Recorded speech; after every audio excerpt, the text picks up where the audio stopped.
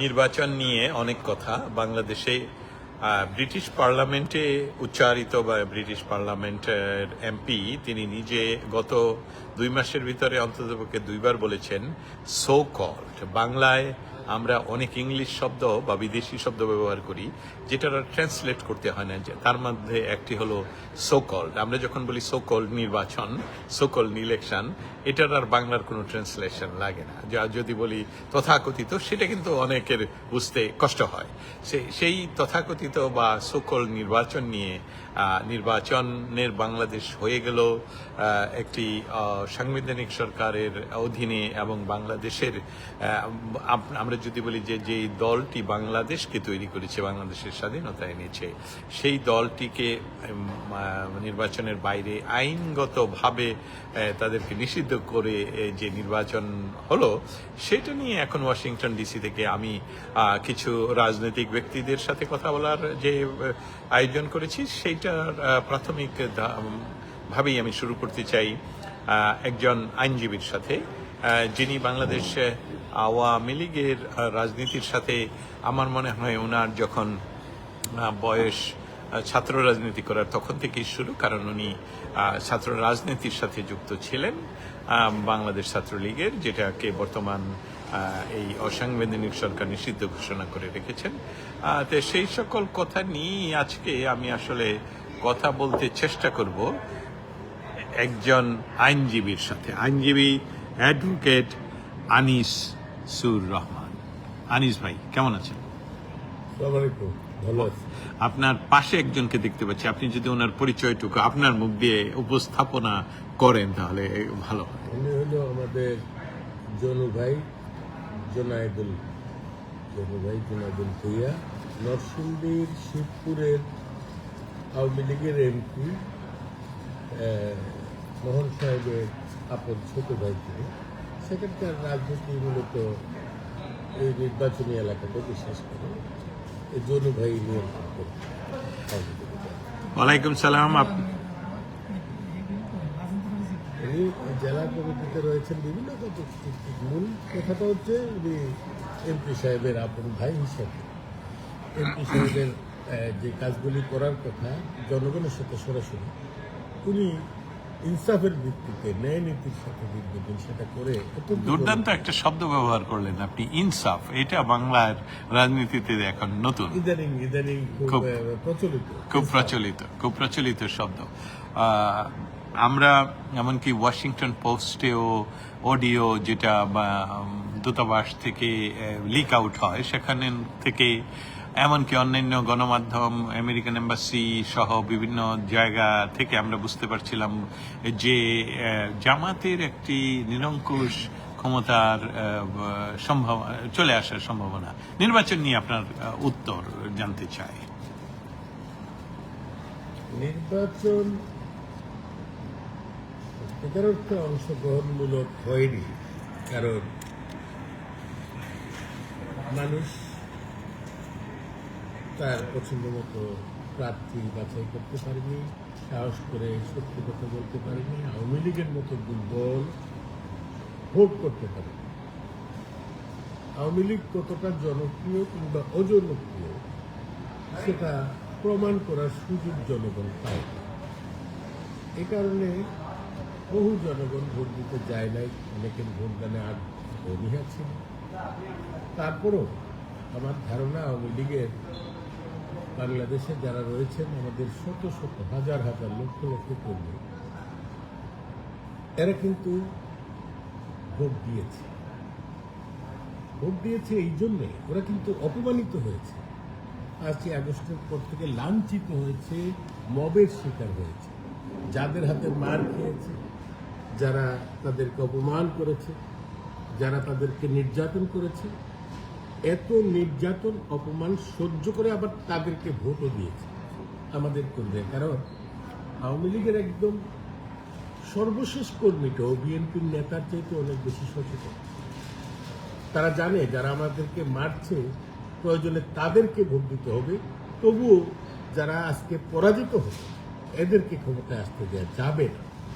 কারণ রাষ্ট্র সবার আগে, আমার রাষ্ট্র আফগানিস্তান হয়ে যাবে এটা আওয়ামী লীগের কোনো কর্মী সহ্য করবে না। বাংলাদেশকে মৌলবাদের খপ্পর থেকে বাঁচাতে, স্বাধীনতা বিরোধীদের খপ্পর থেকে বাঁচাতে, যারা আবার অস্তিত্ব স্বীকার করে না, স্বাধীনতা স্বীকার করে না, তাদের হাত থেকে বাঁচাতে আমরা নির্যাতনকারীদেরকেও জয়ী করেছি। নির্যাতিত হয়েও নির্যাতনকারীকে ভোট দিয়েছে আমাদের সমর্থকরা, আমাদের কর্মীরা। এজন্য আমি মনে করি আজকে যারা বিজয়ী হয়েছেন আজীবন আওয়ামী লীগের এই সকল কর্মীদের উপর কৃতজ্ঞ থাকা উচিত। কারণ তারা যে অন্যায়, যে ভুলগুলি করেছেন, সেই ভুলগুলিকে ক্ষমা করে দিয়ে তাদেরকেই আবার আমাদের কর্মীরা ভোট দিয়েছে। তা না হলে অনেক বড় ধরনের ভরাডুবি হতে পারত এদের। তাহলে আমি আপনার কথা থেকে যেটুকু বুঝতে পারছি যে বাংলাদেশে জামায়াতে ইসলামী এবং বিএনপি ছাড়া তেমন কোনো বড় রাজনৈতিক দল নেই। বিএনপি বড় রাজনৈতিক দল, এটা অনস্বীকার্য, কিন্তু জামায়াতে ইসলামী বড় কোনো রাজনৈতিক দল না, কিন্তু তারা একটা ক্যাডার ভিত্তিক রাজনীতি করে, সুশৃঙ্খলতা তাদের ভিতরে রয়েছে।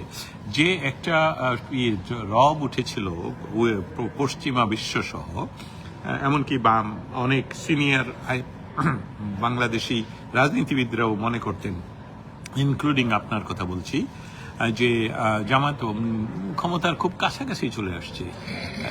তাহলে এই নির্বাচন, তথাকথিত এই নির্বাচন থেকে আসলে বাংলার জনগণ কি নিল? নির্বাচনের কাছাকাছি চলে এসেছিল এই ফলাফলের কিছুক্ষণ আগে ফেসবুকের কারণে এরকমটি মনে হয়েছে, কিন্তু আমি ভয় পেয়েছিলাম নেত্রীর পতনের 2-3 দিন পরে এরা যখন একটা লেবাস ধারণ করলো, শফিক সাহেব টেলিভিশন ক্যামেরায় বললেন যে আমরা আওয়ামী লীগকে ক্ষমা করে দিতে চাই, আমরা এই মুহূর্তে আওয়ামী লীগের চাইতে বড় মজদুর, তাদের উপর অত্যাচার বা তাদেরকে হয়রানি করা আমি চাই না। আমি তখন খুবই ভয় পেয়েছিলাম যে এই লেবাসে এরা থাকলে আমাদের কর্মীরা, সমর্থকরা হয়তো বিভ্রান্ত হয়ে পড়তে পারে। ভাগ্য ভালো যে এদের হয়ে ইউটিউবে যে সবসময় কথা বলে সেই ইলিয়াস বললো, কেন শফিক ভাই আপনার কি কোনো ভিডিও টিডিও আছে নাকি কোনো মহিলার সাথে ওদের, এত তাড়াতাড়ি ভুলে যেতে চান কেন? শফিক সাহেব একটা ইউটার্ন করলেন। ওই ইউটার্ন না করে যদি তারা ওই প্রক্রিয়ার মধ্যে থাকতো, অনেক বড় অঘটন বাংলাদেশে ঘটে যেতে পারত, এত বড় ক্ষতি হতে পারত যে ক্ষতি হয়তো আর পুষিয়ে উঠতে আমরা পারতাম না। এইবারের মতো জোয়ার তাদের অতীতে কখনো আসে নাই, ভবিষ্যতেও কখনো আসবে না। তাহলে বাংলার মানুষ কি তাদেরকে প্রত্যাখ্যান করেছে ফরএভার? পরিষ্কারভাবে প্রত্যাখ্যান করেছে। তাদের মূল প্রতিপক্ষ আমরা নেই। বিএনপি তো তাদের ওই রকম প্রতিপক্ষ না। বিএনপি অভ্যস্ত না এদের বিরুদ্ধে কথা বলে রাজনীতি করে, এবং তাদের প্রতারণা, তাদের কৌশল বুঝার ক্ষমতাই বিএনপির নাই। এই যে বিদেশ থেকে যে ব্যালটগুলি ভোট দিয়ে নিল, আপনি দেখেন 90% কিন্তু তাদের। বিএনপি ওই ট্র্যাপে পা দিল, এবং অনেক অনেক ট্র্যাপ জনগণের কারণে, আওয়ামী লীগের সমর্থকদের কারণে কিন্তু এই সমস্ত ট্র্যাপগুলি থেকে বিএনপির উত্তরণ ঘটেছে। আমি বিষয়টা আমার দর্শক শ্রোতাদের জন্য আবারও বুঝতে চেষ্টা করছি। আপনি কি মনে করছেন যে বাংলাদেশের জনগণ এই ধরনের একটা সুযোগ যে জামাতের সামনে ছিল, সেটা থেকে তাদেরকে একেবারেই প্রত্যাখ্যান করার মৌলিক কারণটা আওয়ামী লীগের সাপোর্টার, এরকম কিছু বলছেন কি আপনি?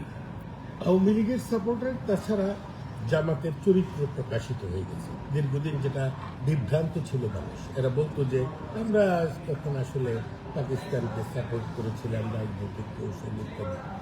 এবার ক্লিয়ার হয়ে গেছে যে না, এরা তো আসলেই পাকিস্তান। এরা বাংলাদেশটার নাম বদলে দিতে চায়, পতাকাটা বদলে দিতে চায়, জাতীয় সঙ্গীত বদলে দিতে চায়। এরা বঙ্গবন্ধুকে অস্বীকার করতে চায়, বঙ্গবন্ধুর অবদানকে অস্বীকার করতে। কত রকম মিথ্যা যে এরা বলে। এরা বলে যে শেখ মুজিব তো স্বাধীনতা চায় নাই, তো তোমরাও চায় নাই, শেখ মুজিবও চাও নাই, স্বাধীন হয়ে গেল কেন? যদি স্বাধীনতা নাই চাইতো, বঙ্গবন্ধুকে এরা ফাঁসি দিতে চাইলো কেন?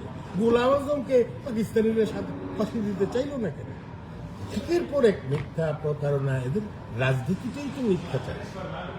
এবং এরা যদি ক্ষমতা নিতে পারতো, সমস্ত জায়গায় আল্লাহর দোহাই দোহাই দিয়ে সমস্ত অবৈধ কাজকে এরা বৈধ করতো, এদের এদের ইচ্ছার চরিতার্থতা ঘটাতে পারত শুধু আল্লাহর নামের উপর। যে কত বড় হিংস্র এরা, এদের একটা এই মাসুদ বলে যে আমাদের বিরোধিতা মানে কোরআনের বিরোধিতা। Oh my God! একজন সাধারণ মুসলমান কিন্তু বলতে পারবে না। তারা পারবে কেন? সত্যিকার অর্থে তারা নাস্তিক, তারা রিয়েল নাস্তিক। এইসব কথা বলতে একজন বলছে বেঁচে গেল বাংলাদেশ, আপনার মন্তব্য চাই। অবশ্যই অবশ্যই অনেক বড় বিপদের হাত থেকে একদম খুব বিপদের শেষ মুহূর্তে রক্ষা পেয়েছে বাংলাদেশ। আপনি কি একটু খোলামেলা বলবেন? আপনার ভাষা থেকে আমাদের বহু দর্শক শ্রোতা ইতিমধ্যে বহু প্রশ্ন করছেন, আমি সেসবগুলোতে না গিয়ে তাদের সম্মিলিতটা আপনার সামনে তুলে ধরি। সেটা হলো যে আপনি কি মনে করেন যে বাংলাদেশে যে এই নির্বাচন, তথাকথিত সোকল নির্বাচনে জামাতকে বাংলার মানুষ প্রত্যাখ্যান করেছে, যেটা ইতিমধ্যে বলেছেন, এখন কৃতিত্বটা কি আপনি আওয়ামী লীগকে দিতে চাচ্ছেন? এরকম কিছু কি? আমি যা একটু বিস্তারিত বলবো। আওয়ামী লীগ অফিসিয়ালি ভাবে কৃতিত্ব নিতেও চায় না, আমি দিতেও চাচ্ছি না, কিন্তু আওয়ামী লীগের ভোটাররা তারা কিন্তু কেন্দ্রে গেছে। আপনি দেখেন আমাদের হিন্দু ভাই বোনরা শতকরা প্রায় 95% মানুষ কেন্দ্রে গিয়ে ভোট দিয়েছে, অতীতে যেমন তারা দিয়েছে এবারও গিয়েছে। আওয়ামী লীগের সমর্থক বাংলাদেশে যারা আছে তাদের মধ্যে খুব সিনিয়র নেতা, খুব বেশি পরিচিত ছাড়া বাকিদেরকে কিন্তু আওয়ামী লীগের লোকেরাই পাঠিয়েছে, অন্তত না ভোট দিতে হলেও তো যেতে হবে। সেই সব কারণে এরা কিন্তু কেন্দ্রে গেছে। কারণ আপনি দেখেন না ভোটের পক্ষে জাতীয় পার্টি এবং আওয়ামী লীগ ছাড়া আর কিন্তু কেউ ছিল না, কেউ না। তাইলে যতগুলি না ভোট করলো এগুলি কারা দিল? এগুলি তো কেউ না কেউ দিয়েছে, নিশ্চয়ই জামাত দেয় নাই, very good analysis, very good analysis দেয় নাই, Tarique Rahman very strong, very strong, না দিল কারা? তাহলে এই কথা থেকে কি ধরে নেওয়া যায় যে বাংলাদেশের সাংবিধানিক প্রধানমন্ত্রী যে নির্দেশ দিয়েছিলেন যে তোমরা ভোট কেন্দ্রে যেও না, সেটা কি অগ্রাহ্য করা হয়েছে? যদি এরকম ভাবে বলে অগ্রাহ্য করা হয়েছে বললে ভুল হবে, কারণ অনেকেই যায় না, নেতারা যান না, কমিটিতে যারা আছেন তারা যান না, কিন্তু সমর্থকরা বা নেতাদেরও অনেকে মনে করেছেন যে এই রাষ্ট্রের এই বিপদ থেকে রাষ্ট্রকে বাঁচানোর একটা চেষ্টা করা। যদিও আমরা জানতাম সবকিছুই আইওয়াস, ভোট তারা সিল মেরে রেখেছে ইত্যাদি, এবং আমাদের আরো আশঙ্কা ছিল জামাতকে এরা ক্ষমতায় নিয়েও নিতে পারে, কিন্তু নিয়ে নিলে একটা বড় ধরনের গৃহযুদ্ধ হতে পারে, বড় ধরনের গৃহযুদ্ধ।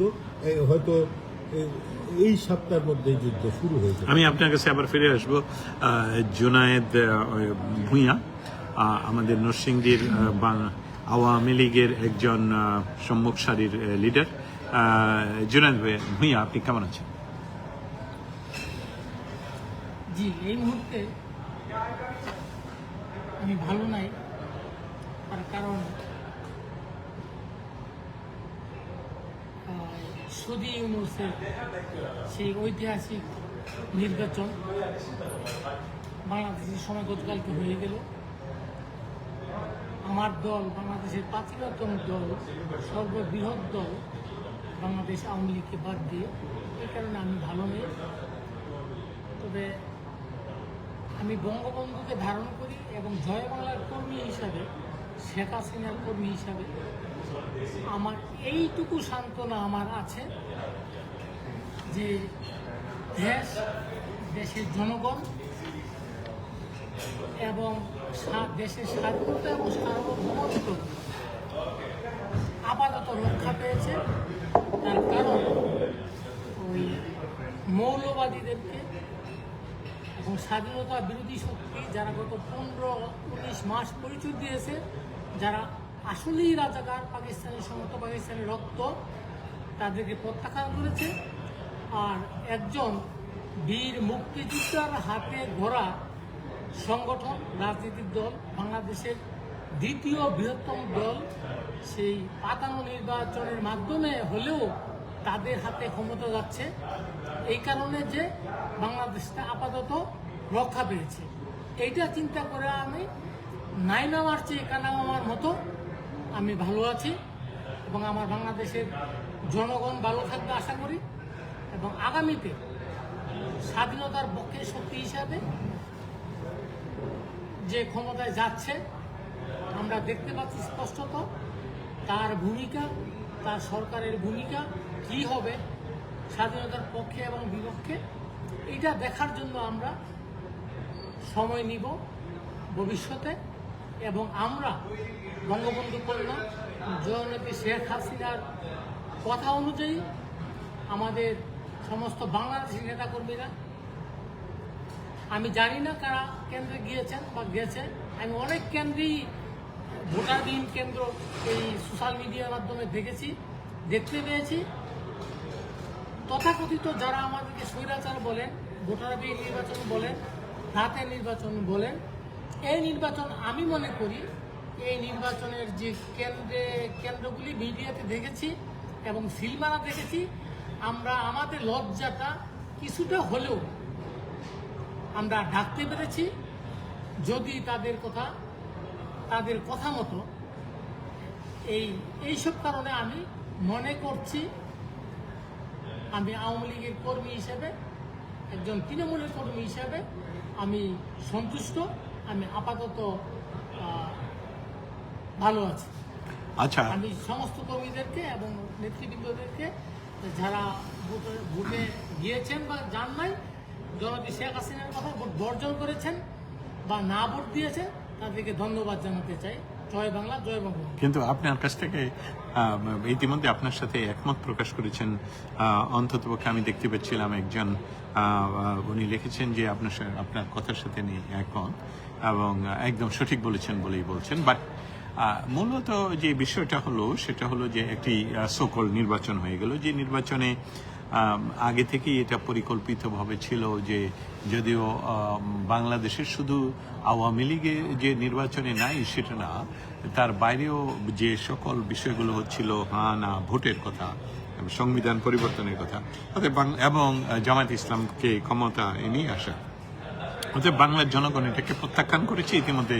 এটা সামাজিক মাধ্যম, গণমাধ্যম, বাংলাদেশের গণমাধ্যম নয়, সবাই এটা এইভাবে বিশ্লেষণ করছে এবং আমরা সেটার সাথে একমত। কিন্তু আপনি এই তথাকথিত নির্বাচনে বিএনপি, আপনার ধারণা বা সকলের ধারণা বিএনপি হয়তোবা আগামী 24 ঘন্টায় আমরা জানতে পারবো তারা এই ক্ষমতায় বসবে কি বসবে না, এই যে ম্যান্ডেট, এই ম্যান্ডেটটা কি আসলে লিগ্যাল? নির্বাচনটাই তো লিগেল না, কারণ সাংবিধানিকভাবে এখনো বাংলাদেশের প্রধানমন্ত্রী জননেত্রী শেখ হাসিনা, এখনো আইনত উনি বৈধ প্রধানমন্ত্রী।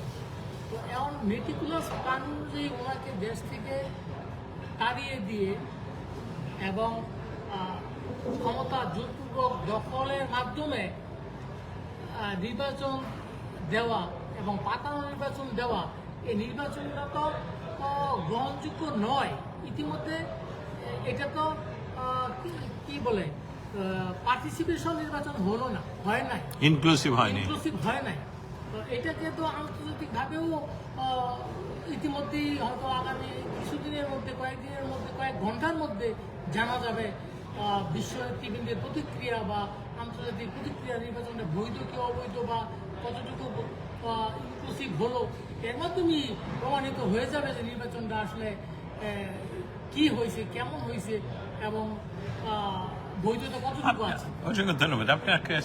আপাতত সর্বশেষ প্রশ্ন আমি জানতে চাই, আপনারা 2024 সনের 5ই অগস্ট পূর্ববর্তী সময়গুলোতে যে বাংলাদেশব্যাপী ছাত্ররা তথাকথিত একটা আন্দোলন করলো, সেখানে অনেকেই রাস্তায় নেমে আসলো। তার অর্থ হলো আওয়ামী লীগের স্থানীয় পর্যায়ের নেতৃবৃন্দদের প্রতি তাদের অনাস্থা। এটা বঙ্গবন্ধু তনয়া বা বাংলাদেশের প্রধানমন্ত্রীর বিরুদ্ধে নয়।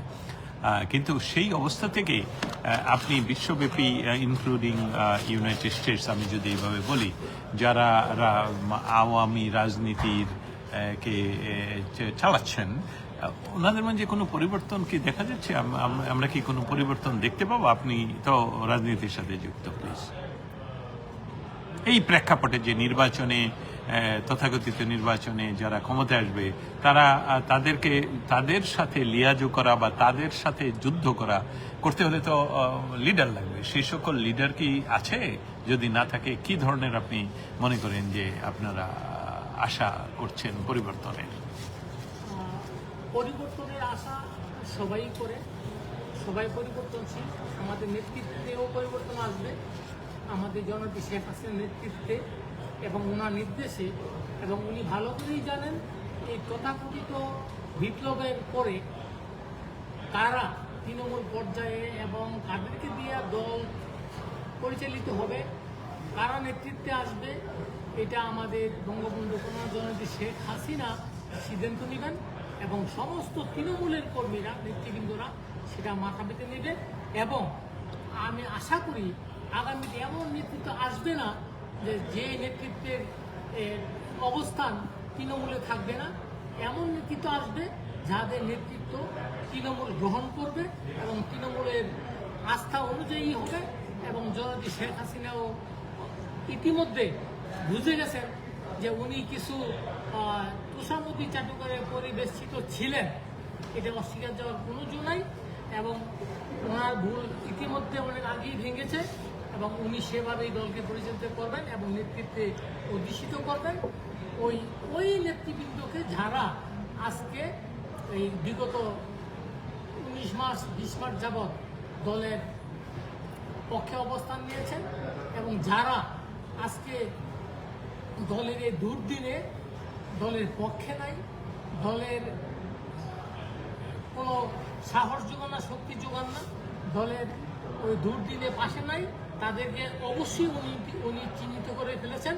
এবং তৃণমূল পর্যায়ের আশা ওর থেকেই মাননীয় প্রধানমন্ত্রী, এখনও মাননীয় প্রধানমন্ত্রী বলি, উনি ওনার বিচক্ষণতা দিয়া দলকে ঘুরবেন এবং নেতৃত্বে যারা কোথায় কে কোন জায়গায় আসবেন সেটা উনি নির্ধারণ করে দিবেন।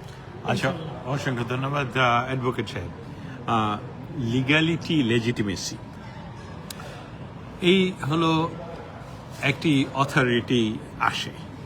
আমি যদি লিগ্যালিটি এবং লেজিটিমেসির কথা বলি, তাহলে এই সরকার, যে ইন্টারিম সরকার, সেখানে আমাদের বাংলাদেশের সংবিধানের কোনো অনুচ্ছেদে এই সরকার নেই, অনুপস্থিত। কিন্তু ওনারা সেই অনুপস্থিত থাকলে ওটার নামই শপথ। এবং ওই একই ওনারা পার্লামেন্ট বাতিল করে দিয়েছেন। প্রধানমন্ত্রীর পদত্যাগ করলে আরেকজন প্রধানমন্ত্রী তো করতে হবে, কারণ এখানে সংবিধান রয়ে গেছে, এখানে তো ইন্টারিম নাই। এই সার্বিক গোজামিলের ভিতর দিয়ে যে ঘটনাটা ঘটলো, সেখানে কিছু পজিটিভ কথা দুইজনের কাছ থেকে শুনলাম। অসংখ্য ধন্যবাদ। এবং আমি একটা কথা জানিয়ে রাখি, অ্যানা গোমেজ, উনি বারবার বলছেন আপনার কথা, স্পেশালি যে আপনার সাথে একমত, এবং অনেকেই অনেক প্রশ্ন মানে আপনাদের সাথে সমর্থন করছেন। কিন্তু মৌলিক বিষয়ে কিন্তু আপনাদের বলতে হবে, কারণ আপনারা লিডার, আপনারা দেশ পরিচালনা করবেন। যেখানে লিগ্যালিটি নেই, লেজিটিমেসি নেই, সেখানে এই যে একটি নির্বাচন হয়ে গেল, তাহলে তো এটা তো গোড়া থেকেই ইলিগাল সরকার হবে। সেখানে আওয়ামী লীগ কিভাবে ঘুরে দাঁড়াবে, কি করতে পারে? এখন দস্তগীর ভাই, আপনি একজন অভিজ্ঞ মানুষ। আমরা যে এই ধরনের কথাগুলি বলি, লিগ্যালিটি, সংবিধান এই না ওই না, এগুলি শুনলে কিন্তু আমাদের দলের সমর্থকদের ভালো লাগে। কিন্তু দেশের বহু বহু মানুষ এই সমস্ত কথাগুলিকে ঠিক পছন্দ করে না। তারা সত্যিটা বুঝতে চায়, জানতে চায় সংবিধানে কোথায় কি লেখা আছে না আছে, তার উপরে ভিত্তি করে একটা বই তো একটা রাষ্ট্রকে ওইভাবে আঁকড়ে রাখতে পারে না। যখন একটা শূন্যতা তৈরি হয়, তখন কি হয়? এই যে শূন্যতাটা তৈরি হয়, এরপর একটা কিছু তো হতে হলো, কারণ আমরা এত কঠিন করেছিলাম সংবিধান, কিন্তু নিজেদের মান্যতার ক্ষেত্রেও আমরা বহু ক্ষেত্রে ঠিকভাবে মান্য করি নাই। যেমন আমাদের নির্বাচনগুলি যদি প্রশ্নবিদ্ধ না হতো আমাদের আজকের অবস্থা কোনোভাবেই হতো না। আমি এখানে আপনাকে যেহেতু সম্পর্ক প্রশ্নটা চলে আসছে সেটা আমি বলি যে বর্তমানে এই প্রেক্ষিতটা আমাকে তুলে ধরতে হচ্ছে এই কারণে যে দেখুন 2014 নির্বাচন, দেখুন 2018 নির্বাচন, 2024 নির্বাচন, আমি আপনাকে একদম গ্যারান্টি ভাবে বলতে পারি সেই সকল নির্বাচনে কোনো রাজনৈতিক দলের অংশগ্রহণ নিষিদ্ধ ছিল না বাই ল। আপনারা যারা আমার এই প্রশ্ন শুনে অনেকে হয়তো বা পরে কমেন্ট করবেন যে না জামায়াতে ইসলামকে তো ইয়েতে নির্বাচন আসতে দেওয়া হয়নি, সেটার ব্যাখ্যাও আমি বলে দিই। আমি জানি আপনি অ্যাডভোকেট হিসেবে জানেন, কিন্তু আমি বলে দিচ্ছি যে তাদের ইলেকশন কমিশন বাংলাদেশের সংবিধান অনুসারে প্রত্যেকটি রাজনৈতিক দলকে অনুরোধ করেছে সংবিধানের মূল ইয়েগুলোর সাথে, ধারাগুলোর সাথে যাতে আপনাদের সংগঠনের যে সংবিধান বা ম্যানিফেস্টো সেটার যাতে ক্রস না হয়। জামায়াতে ইসলাম বাংলাদেশের মৌলিক সেই বাংলাদেশের সংবিধানের মৌলিকই চার্টারের সাথে তাদের অনেক মিল নাই, যার জন্য তাদেরকে নির্বাচনে রেজিস্ট্রেশন করতে দেয়নি। সেটা নিষিদ্ধ নয়, তারা ইচ্ছা করলে এটা চেঞ্জ করে নির্বাচনে আসতে পারতো, যেটা তারা করেনি। এবং আমি এটার সাথে যুক্ত করে অতিরিক্ত বলছি, বাট এটার সাথে আমি যুক্ত করে বলি যে বর্তমান সেনাপ্রধান ওয়াকার সাহেব যেদিন বললেন যে আমিরে জামায়াত, তখনও প্রথম দিনে প্রথম শব্দ, প্রথম রাজনৈতিক দল, তখনও পর্যন্ত কিন্তু আমিরে জামায়াত একটা নিষিদ্ধ ঘোষিত রাজনৈতিক দলের সভাপতি। অতএব বাংলাদেশের সশস্ত্র বাহিনীর প্রধান হিসাবে উনি কি সেই সময়ের বলবৎ আইন লঙ্ঘন করেনি? যদিও আমাদের তৃণমূল এটা শুনতে চায় না, কিন্তু আমি এইভাবে বলছি। তাহলে কি এই যে ঘটনা দুইটা আমি তুলে ধরলাম, যে এটাতে আপনার কি অবস্থা এই যে আইনজীবী হিসাবে? আমির জামাত শব্দটা কিন্তু আওয়ামী লীগ, বিএনপি, সাংবাদিক, বুদ্ধিজীবী কেউ বলে না, শুধুমাত্র শিবির এবং জামাতের। আমরা বলি জামাতের আমির। উনি যখন প্রথমেই আমিরই জামাত বললেন, আমার খটকা মতো লাগলো, বেটা তো শিবির ছিল, এবং শিবিরের বিরুদ্ধে আমার ছাত্র রাজনীতি ছিল বলে আমি শিবিরের চেহারা দেখলেও আলাদা করতে পারি যে এটা শিবির। চেহারার মধ্যে একটা শিবিরের ব্যাপার থাকে, হ্যান্ডশেক করলে বলতে পারি এই বেটা শিবির, 10 মিনিট কথা বললে বুঝতে পারি এই বেটা শিবির। বিরাট পাক্কা নামাজি, কিন্তু শিবির না আমি চিনি, এটা শিবির একেবারেই নামাজি না, বরং নেশা পেশা করে এরকম লোকও আমরা চিনি, কবিতা বলে। আমি জানি শিবির, আপনার সাথে ব্যক্তিগতভাবে আমরা এগুলি আলোচনাও করি। শিবিরের অন্তর্দেশে ভণ্ড এবং শিবির। যাই হোক, যে কথাটা উনি একটা নিষিদ্ধ পার্টিকেই বলতে হলো কেন, বাস্তবতা হলো এই নিষিদ্ধ পার্টিটাই কিন্তু সরকার ফেলে দিয়েছে। বৈষম্য বিরোধী একটা সাইনবোর্ড সামনেছে মূলত এরা, এবং নেত্রী বলেছিলেন যে জামাত শিবিরের নিয়ন্ত্রণে এই আন্দোলন, কিন্তু বলার পরেও যেহেতু সরাসরি এরা সামনে আসে নাই, মানুষ বিভ্রান্ত হয়েছে। তার চাইতে বড় কথা, আওয়ামী লীগের 90% মানুষ তার নিজের এলাকার এমপির পতনের জন্যে সরকার পরিবর্তন ছাড়া আর কোনো রাস্তা খোলা আছে তখন মনে করে নাই বলে তারা কিন্তু চুপচাপ ঘরে বসেছিল, রাস্তায় আসে নাই। দক্ষ সংগঠকদেরকে দেখেছি আমি 500 লোক মিছিল করতে পারছে না, কারণ তাদের উপর মানুষ বিরক্ত হয়ে পড়েছে। বিরক্তির অনেকগুলি কারণ, সেই কারণগুলিও আমরা পাশ কাটিয়ে যাই বলেই আমার মনে হয় আমাদের ঝেড়ে কাশা উচিত।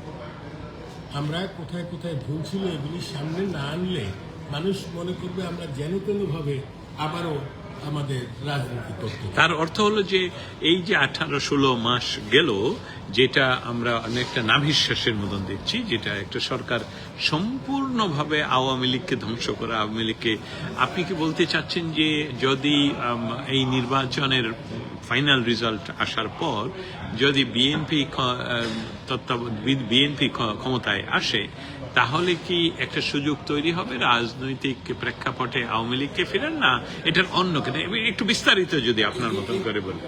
বলতে চাই আমি, বিএনপির রাজনৈতিক দূরদর্শিতা নাই বলে তারা কিন্তু এবার ঝুঁকির মধ্যে পড়েছিল, সৌভাগ্যক্রমে উতরে গেছে। আওয়ামী লীগকে যদি তারা নিষিদ্ধ হতে না দিত, আওয়ামী লীগের বিরুদ্ধে যদি মব সৃষ্টি না করতো, সাংগঠনিকভাবে আওয়ামী লীগকে তৎপর থাকতে পরোক্ষভাবে তারা সহায়তা করতো বলবো না, বলবো যে তারা ডিস্টার্ব না করতো। জামাত এনসিপির ক্ষমতা ছিল না গ্রামে গঞ্জে শহরে বন্দরে এত এত মানুষকে অপমান করা, আহত করা, ঘরে পুলিশে দেওয়া, কিংবা কোর্টে ঢুকে জজদের সাথে খারাপ ব্যবহার করা, থানায় গিয়ে পুলিশদেরকে ধমকানো, ডিসিদেরকে তুই করে বলা, এই সমস্ত ক্ষমতা নিয়ে অন্যদের ছিল না। তারা যদি এই কাজগুলি না করতো, আওয়ামী লীগ যদি মাঠে থাকতো, এই জামাতে ইসলাম যারা তাদেরকে নিশ্চিহ্ন করতে চায় এখন, তারা কিন্তু বিএনপির পিছনে পিছনে ঘুরত 50টা আসন নিয়ে তাদের সাথে জোটবদ্ধ হওয়ার আশায়, তাদের লেজুরে লেজুরে আজীবন থাকত। কিন্তু তারা এদেরকে আত্মপ্রকাশ ঘটাবার ব্যবস্থা করে দিয়েছে। তাদের বিরুদ্ধে তারা একটা বড় ধরনের অস্ত্র তৈরি করে দিবে। এটা দূরদর্শিতার অভাবের কারণে হয়েছে। আজকের রাজনীতিতে যে বেয়াদবি আমরা দেখলাম, মির্জা আব্বাস বিএনপি, আমরা আওয়ামী লীগ, আমরা কি কখনো তাদের আরো মির্জা আব্বাসের মতো মৃত্যু দূরের কথা, আরো নিচের জেলা লেভেলের কোনো বিএনপি নেতার সঙ্গে এইভাবে কথা বলেছি, তাদেরকে অপমান করে কথা বলেছি, কিংবা তারা আমাদের কি করেছে? এটা তো আমাদের চর্চার মধ্যে ছিল না। আজকে এই যে বেয়াদবি সব জায়গায় উস্কে দিল, জামাত মাস্টারদেরকে মারো, ডিসি এসপিদেরকে অপমান করো, পুলিশকে মারতে যাও, সিনিয়রদের গ্রামের মুরব্বীদের মারতে যাও, এই যে পরিবেশটা নষ্ট করে দিল, এই নষ্টটাকে ঠিক করতে কিন্তু অনেক সময় লাগবে, অনেক পরিশ্রম লাগবে, অনেক দূরদর্শিতা লাগবে, অনেক কঠোরতা লাগবে। এবারের নির্বাচনে আমি আশঙ্কা করছিলাম যে অনেক বেশি মানুষ মারা যাবে। সৌভাগ্যভাবে আমরা সেটা দেখি নাই, কারণ আইনের প্রতি যখন ভীতি থাকে না, যে কোনো অপরাধ কিন্তু হয়। একটা রাষ্ট্র ঠিক থাকতে হলে সবচেয়ে বেশি যেটা প্রয়োজন সেটা হচ্ছে আইনের প্রতি শ্রদ্ধা, আইনের প্রতি ভীতি। এটা না থাকলে রাষ্ট্র থাকে না। বাংলাদেশের ম্যাজিস্ট্রেটকে দেখলে পদবিতে বড় হয়েও পুলিশের এসপি থরথর করে ভিতরে ভিতরে থাকে। আজকে তো বাচ্চা ছেলেরা ম্যাজিস্ট্রেটদের মাঠে, আগের কথা বলছেন কাঁপত। হ্যাঁ, এটাকে নষ্ট করে দিয়েছে। এখন মনে করে যে আইন তো কিছুই নেই, আইনের 2 পয়সা দাম নেই। মোর নেতারা যেটা বলে এইটাই আইন। এই অবস্থাটায় এই আইনহীনতায় বাংলাদেশ চলে গেলে আপনি র্যাব দিয়ে, বিডিআর, পুলিশ, আর্মি কোনো কিছু দিয়ে মানুষকে কিন্তু নিয়ন্ত্রণ করতে পারবে না। আইন লাগবে, এবং আইনকে শক্তিশালী করার জন্য আর্মি, পুলিশ, বিডিআর এইসব লাগবে। উল্টো আইনকে প্রোটেকশন দিতে হবে। আইনটাকে যে নষ্ট করে দিল আজকে জালিয়াতির মাধ্যমে, মবের মাধ্যমে, হাইকোর্ট দিয়ে শুরু হল, ম্যাজিস্ট্রেট কোর্ট পর্যন্ত গেল, এবং সচিবালয় পর্যন্ত গেল ইউনিসেফ প্রচ্ছন্ন মদতে। এতে করে বাংলাদেশ অনেক পিছিয়ে গেছে। এটা ঠিক করা একটা বিশাল দায়িত্ব আজকে নতুন সরকারের করতে পারবেন কিনা আমি সন্দেহান। কাজটা এত সহজ না। কিন্তু লিগ্যালিটি এবং লেজিটিমেসির কথাটা এড়িয়ে গেলেন যে আমি এড়িয়ে যেতে চাচ্ছি, কারণ এটা নিয়ে আলোচনা করে তেমন কোনো আলোচনার দরকার আছে আমি মনে করি না। রাষ্ট্রকে তো সামনের দিকে যেতে হবে, রাষ্ট্র তো এক জায়গায় স্থবির থাকতে পারে না। এখন শুদ্ধ হলে সবচেয়ে ভালোভাবে শুদ্ধ হতে পারত যদি শেখ হাসিনা ঢাকায় প্রধানমন্ত্রী হিসেবে ফেরত গিয়ে পার্লামেন্ট ডেকে সেখানে তত্ত্বাবধায়ক সরকার আইন করে ওই সরকারের কাছে ক্ষমতা হস্তান্তর করে পদক্ষেপ করে তাদের মাধ্যমে নির্বাচন করত, একেবারেই পরিপূর্ণ আইন সিদ্ধ হতো। কিন্তু সেটা যেহেতু হয় নাই, আমরা এই নির্বাচনকে 15 বছর পরে হয়তো বলতে পারবো এই সরকার অবৈধ ছিল, কিন্তু এই 15 বছর তো তারা চালিয়ে যাবে, 10 বছর 5 বছর চলে যাবে তো রাষ্ট্র।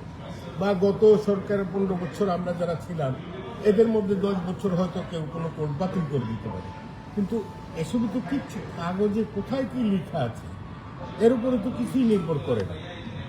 বাস্তবতাটা তো বুঝতে হবে। আজকের বাংলাদেশের বাস্তবতা হলো নির্বাচন হয়ে গেছে, যেহেতু আমরাও বলতাম আমরা নির্বাচিত সরকার, আমরা অন্যদেরকে ওইভাবে সাথে না নিয়েও নির্বাচন করেছি। আমাদের দুর্ভাগ্য আজকে আমরা একই সমস্যার মধ্যে পড়েছি। এ ব্যাপারে আমার একটি কথা খুবই মনে হয়, এটা হচ্ছে শ্রীকৃষ্ণের মা দেবকী। শ্রীকৃষ্ণ যখন জন্মগ্রহণ করার আগে মাকে দেখা দিলেন যে আমি তোমার গর্ভে জন্ম নেব মা, আমি ভগবানের অষ্টম অবতার শ্রীকৃষ্ণ। দেবকী বললেন, বাবা, শ্রীকৃষ্ণ যদি আমার ঘরে জন্ম নেয় তাহলে আমার কেন এত কষ্ট, আমার কেন এতগুলি বাচ্চা মেরে ফেললো, এতগুলি হত্যাযজ্ঞ ঘটলো আমার ঘরে? শ্রীকৃষ্ণ বলেছিলেন, তোমার পূর্বজন্মের কৃতকর্ম তোমাকে তো ভোগ করতেই হবে। পূর্বজন্মে তুমি ছিলে শ্রী রামের সৎ মা, ভরতের মা। নিজের ছেলেকে রাজা বানাবার জন্য রামকে তুমি বনবাস দিয়েছিলে, তার প্রায়শ্চিত্ত তোমাকে তো করতেই হবে। আজকে আমাদেরকে বাদ দিয়ে নির্বাচন করেছে, আমাদের কেমন লাগছে? যেমন আজকে আমাদের লাগছে তেমনই অন্যদের আগে লেগেছিল। এই অনুভূতিটা আমাদেরও দরকার ছিল। আমরা পরিশুদ্ধ হওয়ার জন্যে, মজলুম হওয়ার জন্যে কষ্টের মধ্যে পড়েছি। এই কষ্ট আমাদেরকে মহৎ করবে, মহান করবে, সত্য কথা বলাতে শিখাবে, উদারতা শিখাবে, আমাদেরকে পরিপূর্ণ রাজনৈতিক বানাবে, এটা আমি মনে করছি। আপনি এই নির্বাচন এখনো পর্যন্ত নির্বাচনের ফলাফল সম্পূর্ণ আমাদের হাতে নেই, তারপরেও এই নির্বাচন নিয়ে আমার সাথে এতক্ষণ কথা বলার জন্য আপনাকে ধন্যবাদ জুনায়েদ ভূঁইয়াকে।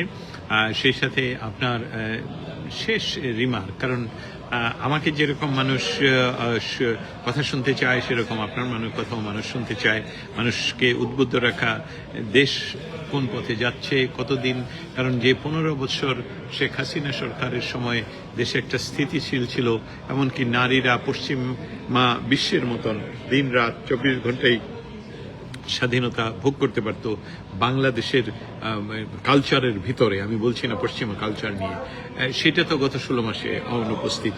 সেই তারই প্রেক্ষিতে আপনার সর্বশেষ আপনার ক্লোজিং রিমার্ক। আপনি 15 বছর আমরা রাষ্ট্র শাসনের সুযোগ পেয়েছি, আমরা যথেষ্ট ভালো কাজ করেছি। আরো ভালো হতো যদি আমরা আরো ভালো কিছু করতাম। 15 বছরে একটা জাতিকে শিক্ষায় অনেক দূর নিয়ে যাওয়া সম্ভব, কিন্তু আজকে 15 বছর পরে যারা আমাদের মেধাবী ছাত্র, এরা যখন টেলিভিশনে এসে ইংরেজি বলে অথবা কথা বলে, আমি খুব লজ্জিত হই যে এরা কেমন মেধা। আমাদের সময়ের সবচেয়ে পিছনের বেঞ্চের ছাত্র তো এদের চাইতে ভালো কথাবার্তা বলতো, চিন্তা উন্নত ছিল। তাহলে এই যে ব্যর্থতা ছাত্রদেরকে উন্নত ছাত্র বানাতে, এটা কি আমাদের গায়ে আসে লাগে না? 15 বছরে আমরা যে ছেলেটি 15 বছরের আগে 5 বছরের বয়সে ছিল, তারা কিন্তু সবাই MA পাস করে বের হয়ে গেছে। এই প্রতিটাকে 1 থেকে MA পাস করা পর্যন্ত আমরা কিন্তু একটা ভালো শিক্ষা যদি দিতে পারতাম, ভারতের মানের ছাত্র বানাতে পারতাম। আপনি দেখেন এই আমেরিকাতে ইন্ডিয়ান স্টুডেন্ট বললেই প্রতিটা মানুষ কিভাবে মর্যাদা দেয়, বুঝে যে সে আমার চাইতে বেশি জানে। আমেরিকান হোয়াইটরা এই জানার ব্যাপারটা আমরা পারলাম না কেন 15 বছর? 15 বছরে আমরা কত হাজার লক্ষ মাদ্রাসা তৈরি করেছি, আমাদের কত কত প্রাইমারি স্কুল বন্ধ হয়ে গেছে যেখানে এগুলি আধুনিক হওয়ার কথা। আমি গ্রামে গ্রামে দেখেছি স্কুলের মাস্টারদের কোনো ছাত্র নাই বলে তারা উলের জাম্পার তৈরি করে স্কুল টাইমে, অথচ মাদ্রাসায় ছাত্রের অভাব নেই, বাড়ি ভাড়া করে মাদ্রাসা করছে। নীতিমালা নাই যে একটা মাদ্রাসা করতে হলে আগে জমি কিনতে হবে, সেখানে ভবন তৈরি করতে হবে, এবং মাদ্রাসার শিক্ষায় মূল জিনিস হতে হবে ভাষা শিক্ষা। মাদ্রাসার পরে কোরআন শরীফ মুখস্থ করে বলে আরবির অর্থ বুঝে না, নিজেও বুঝে না, কাউকে বুঝাতেও পারে না। এই শিক্ষার তো কোনো মানে নাই। আরবি ভাষাটাও যদি আমরা শিখাতে পারতাম মাদ্রাসাগুলোতে, সৌদি সহ মিডল ইস্টে আমাদের আন্তর্জাতিক ভাষা করতে পারতাম, তারা সেখানে ঢুকার সাথে সাথে তাদেরকে শ্রদ্ধা করতে পারে, সম্মান করতে, তাদেরকে চেয়ারে গিয়ে ইন্টারন্যাশনাল ল্যাঙ্গুয়েজ। আমরা সেই অনেক ক্ষেত্রেই সত্যিকার অর্থে সফল হতে পারি না। এবং ক্রীড়ায় দেখেন আমরা কিন্তু যথেষ্ট এগিয়েছিলাম, অর্থনীতিতে যথেষ্ট এগিয়েছিলাম, আমরা ইনফ্রাস্ট্রাকচারে যথেষ্ট এগিয়েছি। বাংলাদেশ কল্পনা করা যায় না অবকাঠামোগতভাবে কত উপরে গিয়েছে। এই কাজগুলি সবগুলিকে আজকে বাতিল করে দিয়ে, আমাদের রাজনীতি বাতিল করে দেওয়ার, নেত্রীর রাজনীতি নিয়ে প্রশ্ন করা, নেত্রীকে ফাঁসি দেওয়ার মতো এই ঔদ্ধত্য প্রদর্শন করতে পারার মূল কারণ হচ্ছে আমরা এত এত ভালো কাজের মধ্যে একটা খারাপ কাজ প্রশ্রয় দিয়ে গেছি, দেখে না দেখার ভান করেছি, কিংবা বলতে চেয়েছি যে না সব ঠিকই আছে, যে আমরা তো ওদেরকে ডেকেছি, আমরা তো কাউকে বাদ দেই নাই। নো, আমরা যথেষ্ট ভালো নির্বাচন করতে বারবার ব্যর্থ হয়েছি। আওয়ামী লীগ ব্যর্থ হলে অন্যরা সফল হতে যাবে না। আওয়ামী লীগের মতো ঐতিহ্যবাহী দল যদি সঠিক কাজটা না করতে পারে, এই না মানুষগুলো, জামাত বিএনপি, এরা কেন করবে? এদের কাছে তো মানুষের প্রত্যাশা সেই পর্যায়ে না, এরা রাষ্ট্র তৈরি করে নাই। আমরা রাষ্ট্রকে যেমন উন্নত করেছি, তেমন আধুনিক করা দরকার ছিল, আরো বেশি মানবিক হওয়া আমাদের দরকার ছিল। আমার বিশ্বাস ভবিষ্যতে এই একই ধরনের ভুল আওয়ামী লীগ আর কখনো করবে না। এটা আমাদের শপথ বাক্য হবে, এটা আমাদের গঠনতন্ত্রে আগামী দিনে লিখা হবে। আপনাকে অন্য একটা আমি জানি এটা শেষ রিমার্ক ছিল, কিন্তু আপনার কথা থেকে আমার মনে হলো দর্শক শ্রোতারা তো আপনার সাথে অনেক বাস্তবটা তুলে ধরার জন্য আপনাকে ধন্যবাদ। অনেকে আপনাদের দুইজনের কথার সাথে বলছি, আমি উপস্থাপক হিসাবে এতে আমার কোনো নেই, ক্রেডিট নেই। বহু মানুষ আপনাদেরকে বলছে, আপনি পরে শেয়ার করতে পারবেন। বাট আমি সবার পক্ষ থেকে আপনাকে, ধরুন আপনি এবং ভূঁইয়া দুইজনই অনেক কথা বললেন, দায়িত্বটা আপনার উপর পড়ল। আপনি আওয়ামী লীগকে কি করে ঢেলে সাজাবেন যদি বলতে পারেন? আমার উপর পড়লে আওয়ামী লীগ সত্যিকারের অর্থে বঙ্গবন্ধুর সময়ের আওয়ামী লীগ হয়েছে। আমার উপর পড়বে না, অতএব না করুক, কিন্তু না কর, সবাই তো দায়িত্ব নিয়ে কাজ করবে না। আপনার আইডিয়াটা আপনি শেয়ার করবেন। আইডিয়া হলো বঙ্গবন্ধুর আমলে কিংবা বঙ্গবন্ধুর আগে আওয়ামী লীগ যখন গঠিত হলো, দেখেন আওয়ামী লীগের কিন্তু বেশ কয়েকজন সভাপতি দল থেকে বহিষ্কৃত হয়েছে, দলের কর্মীদের ভোটার, দলের কর্মীদের আলোচনা এবং সিদ্ধান্ত। অর্থাৎ আওয়ামী লীগ সেই আওয়ামী লীগকে আমরা অতটা না থাকি,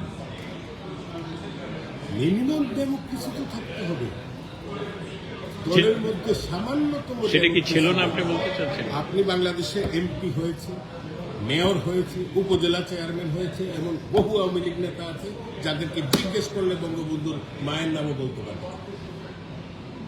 ছাত্রলীগের সভাপতি হয়েছে একটা বড় ইউনিটে, আমি জিজ্ঞেস করলাম বঙ্গবন্ধুর মায়ের নাম কি, তো ফজিলুন্নেসা নদী।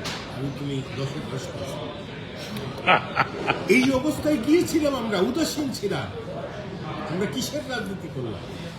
6 দফার কথা জিজ্ঞেস করলে আওয়ামী লীগের নেতাদের মধ্যে, এমপিদের মধ্যে মিনিমাম 50% লোক বলতে পারবে, 50% বলতে পারবে না। এরা নীতি নির্ধারক হয়ে যায়। ইংরেজি বলতে পারে, ভালো, আমেরিকায় গিয়েছিল, ইংরেজি বলতে পারে, বড় লোকের আত্মীয়, অতএব সে নীতি নির্ধারক, অতএব সে এমপি এবং মন্ত্রী ওবায়দুল কাদেরের চাইতেও তার গুরুত্ব বেশি।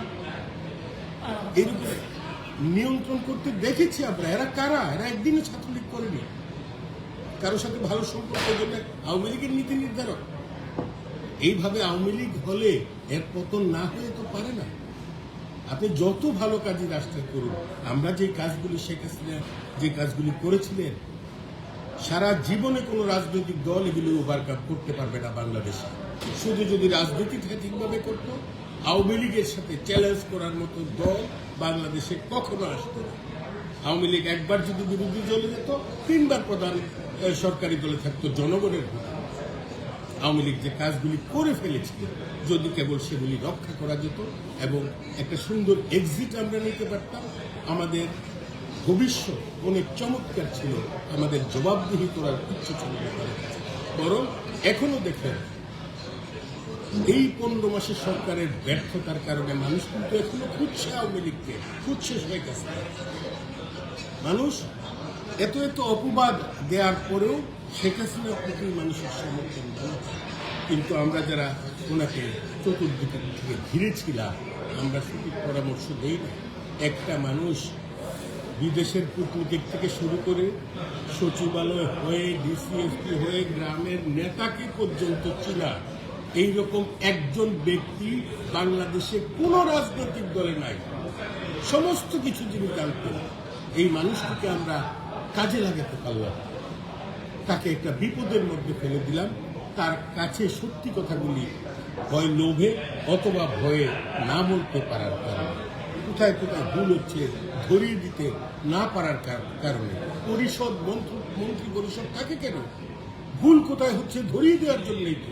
সেটা করতে অন্যরা ব্যর্থ হয়েছিল বলে আওয়ামী লীগ আজকের এই কঠিন সময় পার করছে, আমাদের লক্ষ লক্ষ কর্মী বিপদের মধ্যে পড়েছে। অসংখ্য ধন্যবাদ। আপনার সাথে কথা বলে নির্বাচন উত্তর আমি কথা বলছিলাম ওয়াশিংটন ডিসি থেকে। আপনারা জানেন যে নির্বাচন সহ বাংলাদেশের বর্তমান প্রেক্ষাপট, বাংলাদেশের নির্বাচন, আমাদের প্রতিবেশী ভারতের সাথে আমাদের সম্পর্ক, আমাদের ৭১ বঙ্গবন্ধু ৩২ নম্বর, সমস্ত কিছু মিলিয়ে যে একটা শ্বাসরুদ্ধকর ড্রামা চলছে বাংলাদেশে, সেই ড্রামার একটি সার্টেন পয়েন্ট আজকে তথাকথিত অথবা সকল নির্বাচনের মাধ্যমে আমরা মনে করছি যে ধাপটা অন্য একটা স্টেজে পৌঁছে গেল। আমরা একটা বিষয় আমি দস্তগীর জাহাঙ্গীর আপনাদেরকে জানিয়ে দিতে চাই এবং আপনারা এটাকে সজাগ দৃষ্টিতে রাখবেন, সেটা হলো যে যারা এখনো পর্যন্ত এই মেটিকুলাসলি ডিজাইনের ক্ষমতায় বসা, যদিও নির্বাচন হয়েছে তথাকথিত, কিন্তু এই পরিবর্তিত পরিস্থিতিতে হয়তোবা তারা ক্ষমতা হস্তান্তর করতে নাও যেতে পারে, কারণ হ্যাঁ না ভোটের রেজাল্ট কিন্তু তারা প্রকাশ করছে না। যদিও বাংলাদেশে আমরা যতটুকু জানি না ভোট জয়যুক্ত হয়েছে, না ভোট জয়যুক্ত হয়েছে, কিন্তু যেটিই হোক নির্বাচনের মাধ্যমে যেই তথাকথিত নির্বাচনের মাধ্যমে যে ঘটনাটা এখন ঘটলো, সেই পরিস্থিতিটাকে ইউনূস গংরা কিভাবে নেয় সেটা আমাদের দেখতে হবে এবং আগামী ২৪ ঘন্টা আপনারা সজাগ দৃষ্টি রাখবেন। আপনারা যেভাবে জামায়াতে ইসলামীকে না বলেছেন, প্রত্যাখ্যান করেছেন, আপনারা যেভাবে বঙ্গবন্ধুর বাংলাদেশকে ভালোবেসে এই নির্বাচনকে আপনারা প্রত্যাখ্যান করেছেন, সেটার জন্য ওয়াশিংটন ডিসি থেকে আমি দস্তগীর জাহাঙ্গীর আপনাদেরকে সাধুবাদ জানাই। ২৪ ঘন্টার ভিতরে আরও অন্যান্য বিষয় নিয়ে বাংলাদেশের ভবিষ্যৎ কোন পথে, ওয়াশিংটন ডিসি কি ভাবছে, সেই সকল নিয়ে আবারও আপনাদের সামনে আসব। ভালো থাকবেন, খুদা হাফেজ।